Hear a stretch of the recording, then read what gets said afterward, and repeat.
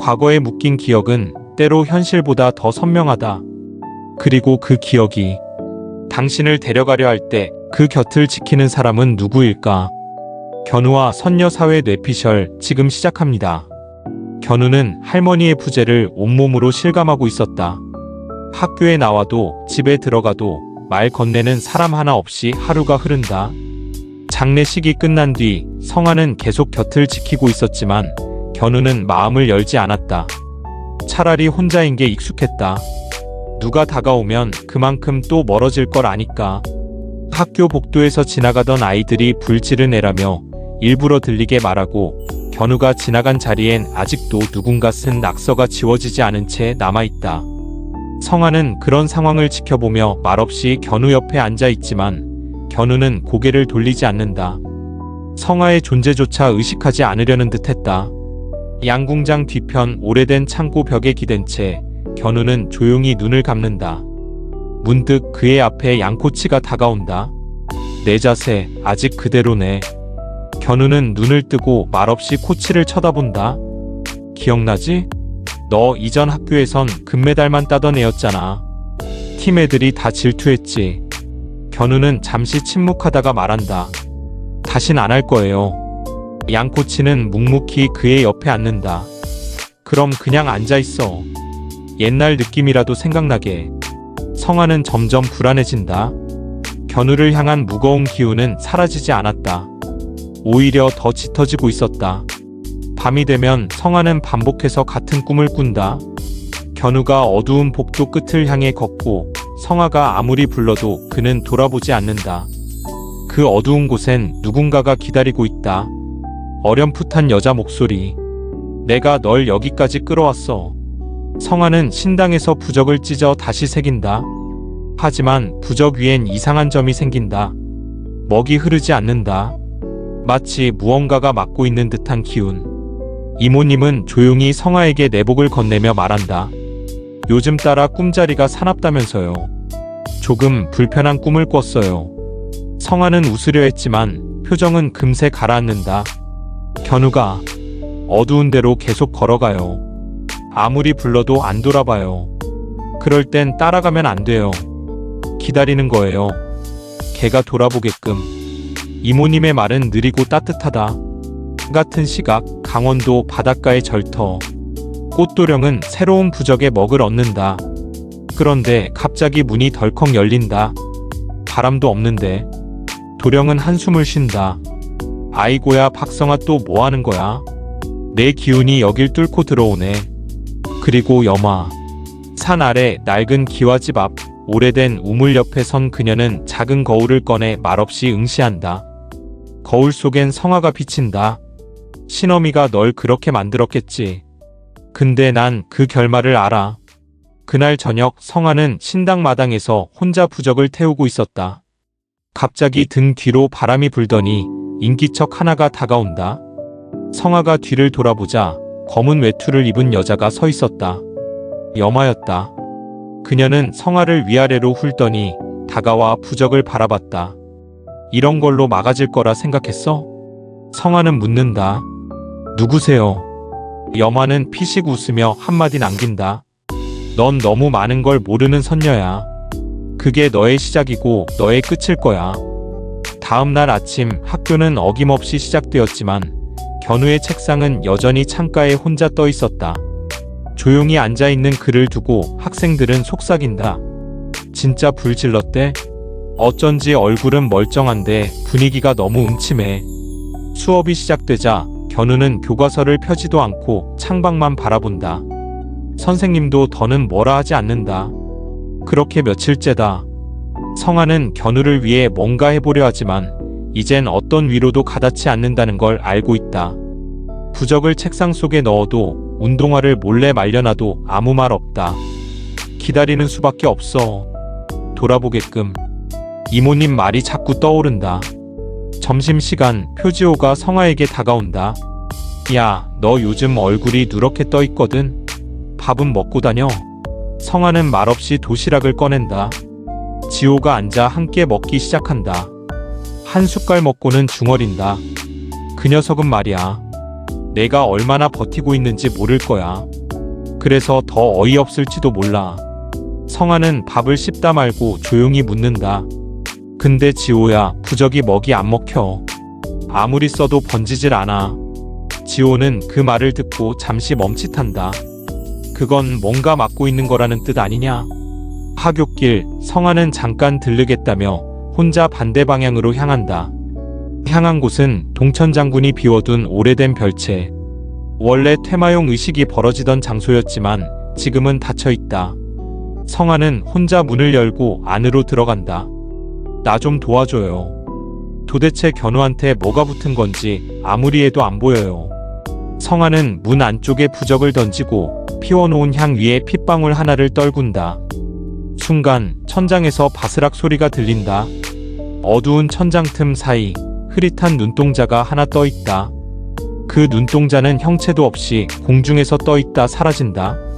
성화는 부적을 걷고 떨리는 손으로 옷깃을 여민다. 너 지금 나도 보고 있구나.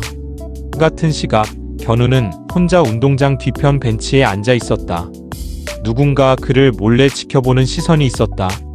핸드폰 알람이 울리고 화면에 도착한 문자 한 줄. 잘 지내니? 보낸 사람은 H. 견우는 화면을 꺼버린다. 하지만 머릿속엔 다시 한 장면이 떠오른다. 불길, 학교 숙소, 그리고 누워있던 소녀 최인아. 그 장면이 끝나기도 전에 그의 발밑에서 흙이 바스러지는 소리가 난다. 무언가가 땅 밑에서 자꾸만 올라오려는 듯한 기운. 밤이 되자 성화는 동천 장군이 쓰던 큰 법당에 혼자 앉아 향을 피운다. 천천히 흔들리는 불빛 아래 그녀는 조용히 입을 연다. 이건 사람 일이 아니야. 누군가, 아니 무언가가 견우를 붙잡고 있어. 그애 혼자선 못 빠져나와. 문이 삐걱 열리고 이모님이 들어온다. 손에는 따뜻한 보리차와 이불이 들려있다. 선녀님, 오늘은 거기서 주무세요. 바깥 기운이 안 좋아요. 성화는 고개를 끄덕이며 이불을 받아든다. 이모님, 혹시 누군가를 대신해서 업을 받아준 적 있어요? 이모님은 잠시 멈칫하더니 무릎을 꿇고 앉는다. 그게 쉽지 않은 길이에요. 내가 살아있어도 살아있는 게 아닌 시간들이 생기죠. 그런데 왜 물어요? 성화는 말없이 보리차를 한 모금 마신다. 그럴 준비가 필요한 것 같아서요. 다음 날 학교에는 꽃도령이 등장한다. 어딘가에서 부적을 들고 나타난 그는 성화에게 부적을 내민다. 이거 내 기운으로는 감당 안 돼. 이건 2명 이상이 붙어야 효과 있어. 혼자 하지 마. 성화는 도령의 눈을 바라본다. 내가 붙을 거야?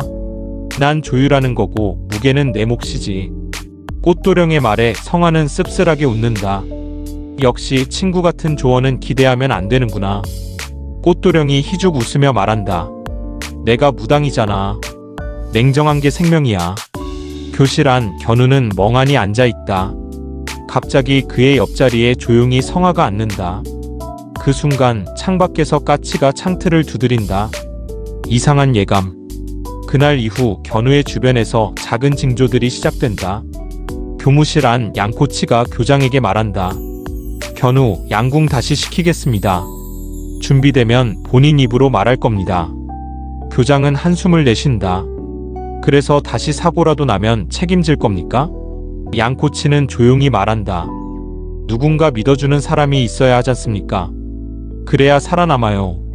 하굣길 교문 근처 담장 아래에 누군가가 꽃다발을 놓고 간다. 검은 리본이 감겨있고 쪽지가 하나 붙어있다. 너를 기다리는 사람은 나뿐이 아니야. 견우는 그걸 발견하고 손에 쥐지만 아무 말 없이 주머니에 넣는다. 그날 밤 성화는 다시 그 꿈을 꾼다. 견우가 어딘가로 계속 걸어가고 그 앞에는 한 여학생이 기다리고 있다. 온몸이 불에 그슬린 채 가만히 웃고 있다. 그 아이는 입술을 움직인다. 이번엔 나랑 같이 가자. 다음 날 아침 성화는 학교 옥상으로 올라간다. 손에는 작은 접시와 향로가 들려있다. 누군가를 위한 것도 누군가를 쫓기 위한 것도 아닌 오로지 견우를 위한 기도다. 접시에 쌀을 올리고 향에 불을 붙이며 중얼인다. 오늘만은 아무 일도 없기를. 그 시각 견우는 비어있는 양궁장 한복판에 서 있다. 양코치의 말이 계속 머릿속을 맴돈다. 내가 돌아온다고 해서 모든 게 달라지는 건 아니야. 근데 한 발이라도 쏴봐. 내 마음이 어디 있는지 알 수 있을 테니까. 견우는 조용히 활을 든다. 활 시위를 당기려는 순간 멀리서 들려오는 소리. 툭! 누군가가 연습장 바닥에 떨어뜨린 화살통. 뒤를 돌아보니 아무도 없다. 하지만 분명 누군가 있었다. 학교 지하 창고. 성아는 꽃도령과 함께 조심스럽게 안으로 들어선다. 여기서 기운이 터졌어요. 어젯밤 꿈에서도 여기랑 비슷한 풍경이었고, 도령은 주변을 살핀다.